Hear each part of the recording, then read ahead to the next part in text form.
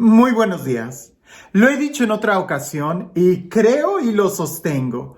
Pienso que la mayoría de los problemas que tenemos el día de hoy entre relaciones humanas es porque no sabemos comunicarnos, no sabemos escuchar.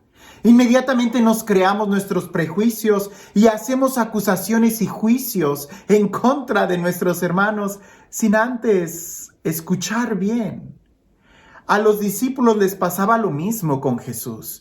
Jesús decía algo y ellos inmediatamente se empezaban a hacer ideas, empezaban a formular pensamientos, empezaban a mirarse entre ellos en lugar de prestar atención a lo que Jesús les estaba diciendo. Si eso le pasó a los discípulos con Jesús, imagina qué cosas no podrán suceder entre nosotros. Con mayor razón deberíamos de tratar de irnos más despacio, no sea que terminemos juzgando a Jesús en lugar de escuchar lo que el Señor Jesucristo quiere decirnos.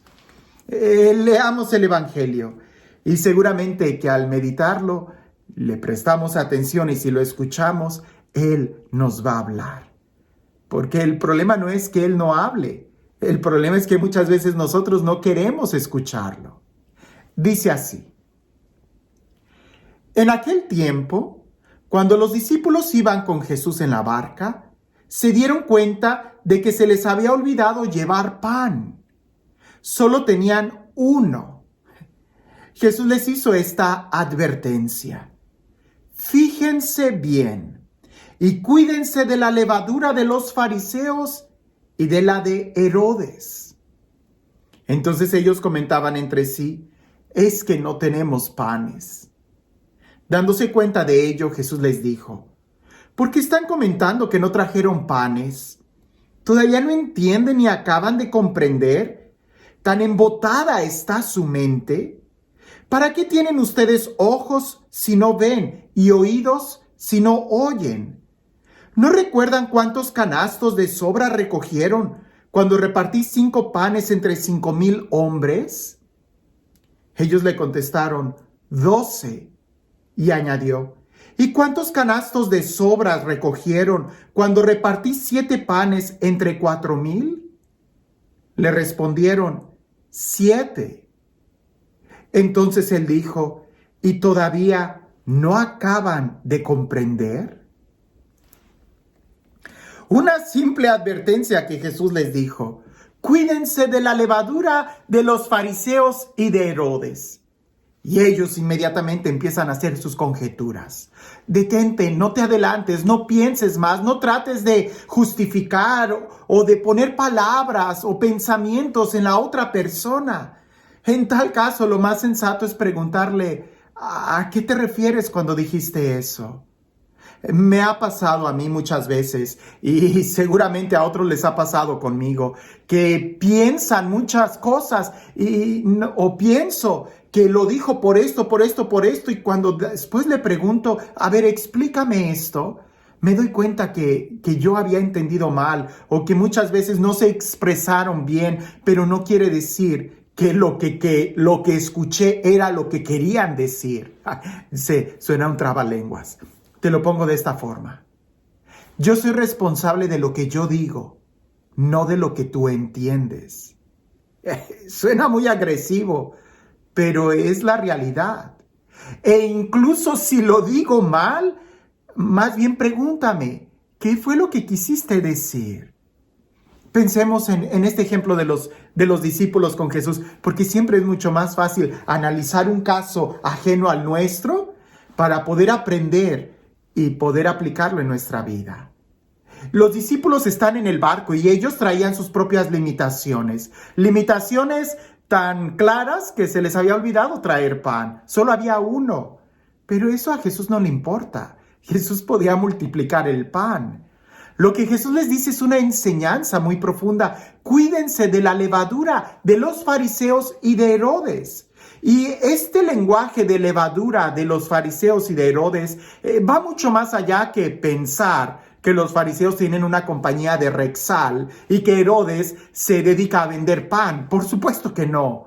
De lo que está hablando es de la levadura de los fariseos, es como del pensamiento, de los sentimientos legalistas, como eran los fariseos.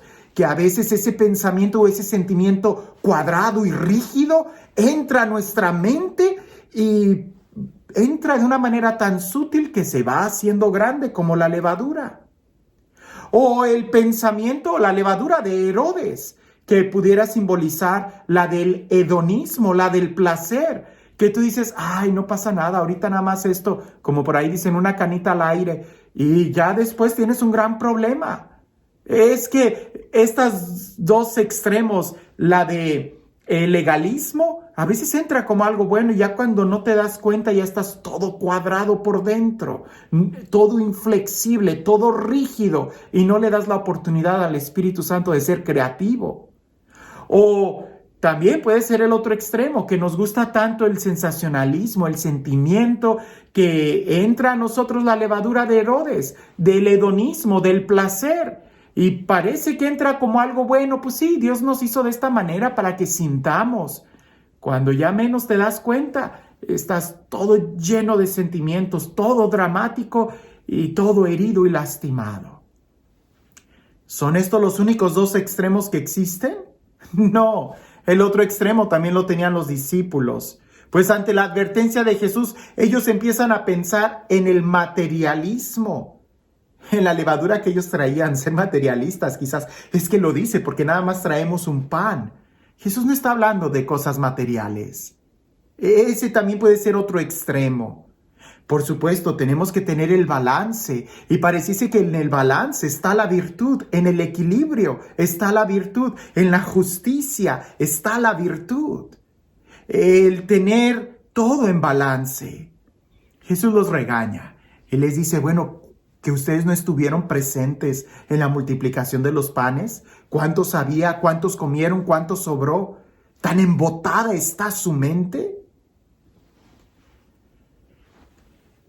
El centro de la enseñanza de Jesús está en el amor, en la caridad. Lo más importante está en el amor. Esa es la enseñanza de Jesús.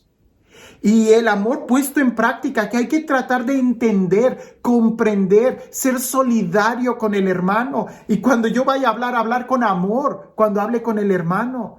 Pero si yo me pongo en mi trinchera, en mi pensamiento, voy a estar en el extremo y voy a caer o en el legalismo, o en el hedonismo, o en el materialismo, o en cualquier otro ismo que nos aísle de acercarme al hermano.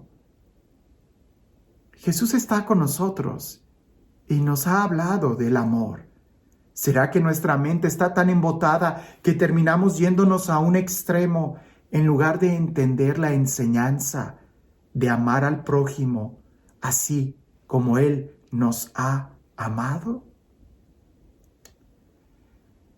Este Dios que hace oír a los sordos y ver a los ciegos, este Dios que es capaz de darnos un nuevo corazón, que sea Él quien el día de hoy sea capaz de cambiar nuestra mente, abrir nuestra inteligencia y recibir su palabra. Que sea Él quien el día de hoy nos bendiga. En el nombre del Padre, del Hijo y del Espíritu Santo. Cuentan por ahí que había unos padres de familia que se preocupaban mucho por la educación de sus hijos y les hablaban de muchas maneras que lo más importante era el amor y los trataban de dar con ejemplo y los cuidaban por amor. Pero en una ocasión los llevaron a la playa y estaban jugando los niños en la arena cuando vieron de lejos una mujer un poco descuidada físicamente, jorobada, y estaba agachada levantando cosas de la arena y las ponía en una bolsa. Los papás llamaron a los niños y le dijeron, acérquense, no estén cerca de esa mujer.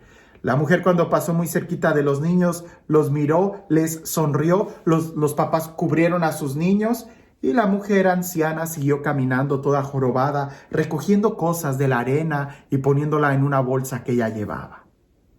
Fue hasta después que se enteraron que la señora lo que hacía era levantar cristales de la arena para que los niños no se fueran a cortar cuando estaban jugando ahí.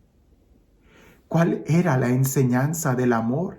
que los padres estaban diciéndole y enseñando a sus hijos si no eran capaces de entender o preguntar qué era lo que hacía esa señora, que dedicada toda su vida a cuidar a los niños, ya hasta una joroba llevaba encima. No tanto la que traía en la espalda, sino la del juicio que los demás hacían por ella o con ella, por no tratar de entenderla o ayudarla. El amor es lo que hace que tú seas posible de entender a los demás. Y esa mujer anciana tenía mucho amor porque entendiendo y comprendiendo a los niños, les estaba cuidando la arena para que no se lastimaran. El día de hoy, nosotros amamos tratando de proteger o somos capaces de darnos a los demás en el amor. El verdadero amor es el que sale de nosotros y nos ayuda a ponernos en los pies del hermano. Que tengas un excelente día.